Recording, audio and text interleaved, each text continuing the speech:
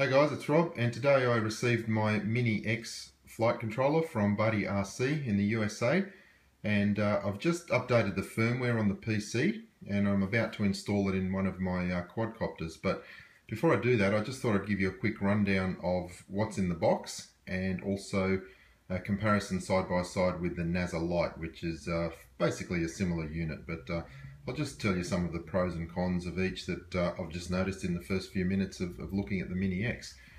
Okay, let's just move the box out of the way. Basically, the two flight controllers are very similar in size, and when you put the two side by side, you can see that they're pretty close. You know, there's not a great deal of difference there.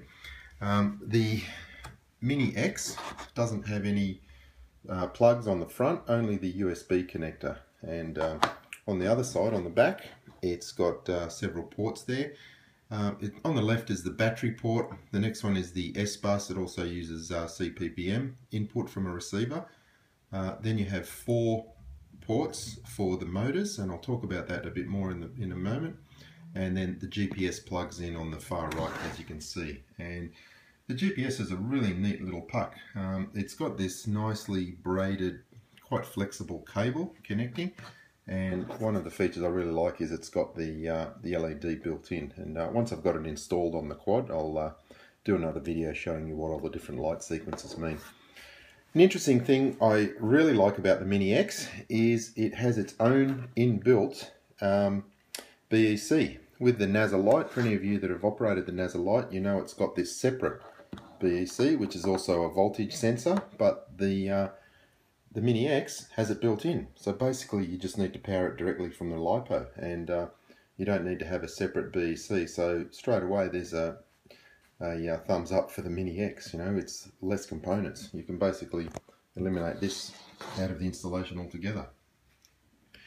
The GPS stands that come with each. On the left is the one that comes with a NASA Lite. You have to glue it together yourself, which is a good thing in some ways because you can cut the stand shorter if you want. The one that comes with the Mini X, it looks like it's screwed together. I haven't taken that apart, so I guess it would be possible to cut that one a bit shorter too, but it's already got the sticky back plate there ready to go. And also another feature I noticed with the Mini X, the underside of the GPS has got this little raised portion where you plug in the cable, and it just aligns the stand perfectly. So once you sort of stick it in there, you're getting it smack bang in the middle. So yeah, another good feature. Okay, some of the functions of the Mini X. Out of the box, it will support hexacopters, octocopters, and obviously the quadcopter. So there's a definite plus for the Mini X because the NASA Lite won't do that. It'll only support up to hexacopters, so you get that support straight away.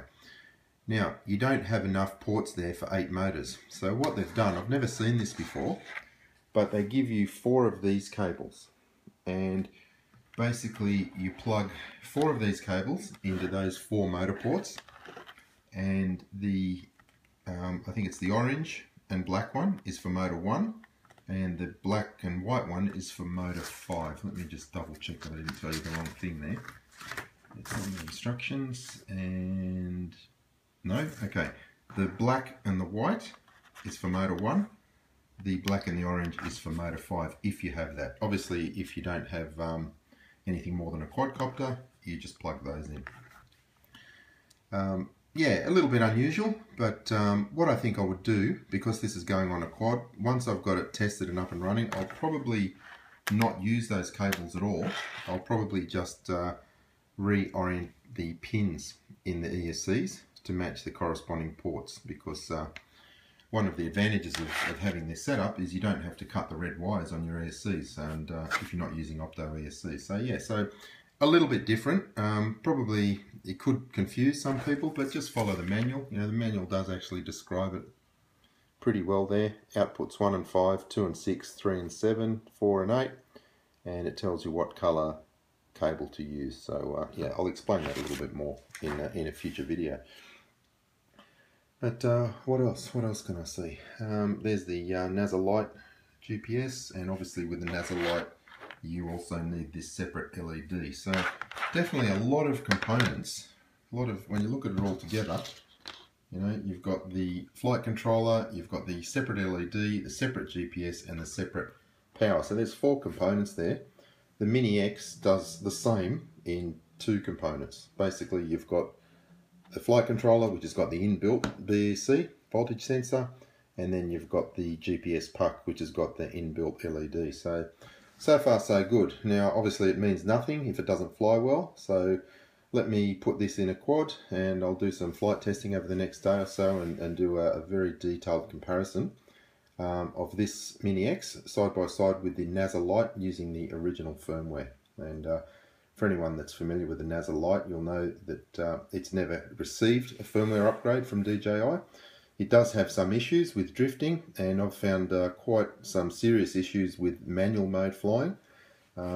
It does fly a lot better if you put in the firmware upgrade, which is actually not approved by DJI, but it definitely works. I won't go into that into too much detail here because I'm focusing mainly on the Mini X. But anyway, thanks for watching and stand by for some flight tests.